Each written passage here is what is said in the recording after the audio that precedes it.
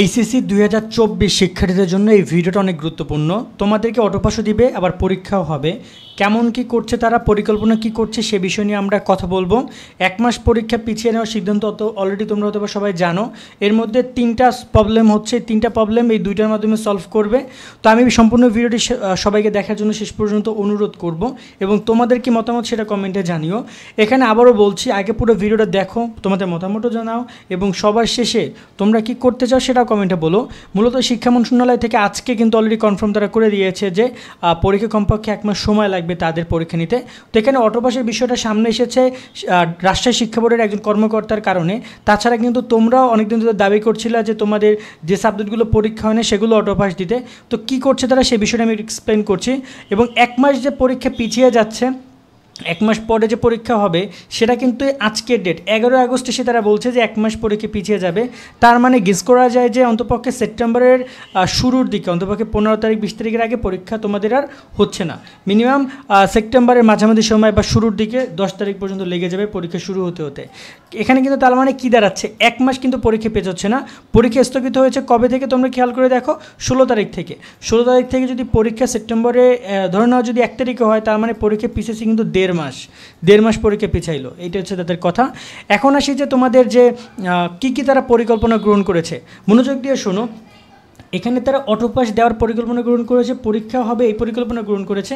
কারণ শিক্ষা মন্ত্রণালয় পরীক্ষা বাদ দিয়ে অটোপাসে চিন্তা করছে না, তারা পরীক্ষা নেবে। তোমাদের যে পরীক্ষাগুলো বাকি রয়েছে, ভূগোল দ্বিতীয় পত্র, রসায়ন, এখানে টোটাল সাবজেক্ট আমি ক্যালকুলেট করছি 25টারও বেশি হবে তোমাদের বাকি রয়েছে। আমি প্রথম ও দ্বিতীয় পত্র বাদ দিছি, প্রথম ও দ্বিতীয় পত্র ধরলেই তো 50টা হয়, বাট এখানে আমি সাবজেক্ট ধরেছি। যেমন ভূগোল দ্বিতীয় পত্র একটা, রসায়ন প্রথম দ্বিতীয় একটা দুইটা, ইসলাম আছে, ইসলাম ইতিহাস 3টা, ইতিহাস 4টা, উৎপাদন ব্যবস্থাপনা 5টা, এরকম করে করে পরীক্ষা বাকি রয়েছে। যেটা যদি আয়োজন করতে চায় তাও মিনিমাম 1 মাস লেগে যাবে। সো এটা তারা পরিকল্পনা গ্রহণ করেছে। মূলত এত দেরি করে পরীক্ষা নিচ্ছে কেন, এক মাস পর পরীক্ষার সিদ্ধান্ত কারণ হচ্ছে যে অনেকগুলো প্রশ্ন পড়ে গেছে, তারা সেই প্রশ্নগুলো এখন আবার বানাচ্ছে। ইতিমধ্যে কিন্তু ঢাকা শিক্ষা বোর্ডের চেয়ারম্যান সেখানে কিন্তু বলেছে যে বিভিন্ন থানায় হেফাজত থেকে পুড়ে যাওয়া প্রশ্ন এবং ফাঁস হওয়ার নতুন করে প্রশ্ন তৈরি করে পরীক্ষা আয়োজন করবে শিক্ষা প্রশাসন। আর এর জন্য কমপক্ষে 1 মাস সময় লাগবে, ডেলি ক্যাম্পাসকে জানিয়েছে ঢাকা শিক্ষা বোর্ডের চেয়ারম্যান অধ্যাপক তপন কুমার সরকার। তিনি বলেন যে বেশ কিছু থানার প্রশ্ন পুড়ে গেছে, আবার অনেক জায়গায় তোমার দেখা যায় ফাঁস হয়ে গেছে। মূলত থানার ট্রেজারিতে খাতাগুলোতে প্রশ্নগুলো থাকে। সো প্রশ্নগুলো পুড়ে যাবে, এটা স্বাভাবিক, কারণ প্রায় 3 থেকে 400 থানায় আগুন দেওয়া হয়েছে। তো সেখানে তো অবশ্যই শিক্ষার্থীদের ভবিষ্যৎ ওই থানায় পুরো চলে গেছে। তো এখন তারা কি অটোপাস দিবে সেটা আগে বলি।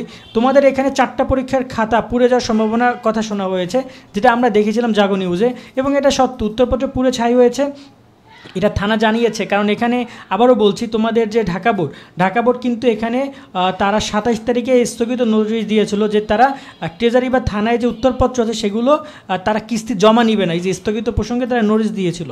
তার মানে তোমাদের এখানে যে পরীক্ষার খাতাগুলো ছিল সেটা হচ্ছে তোমাদের এখানে, আমি যদি তোমাদের আগের রুটিনটা দেখাই তাহলে তোমাদেরকে বুঝতে পারবো।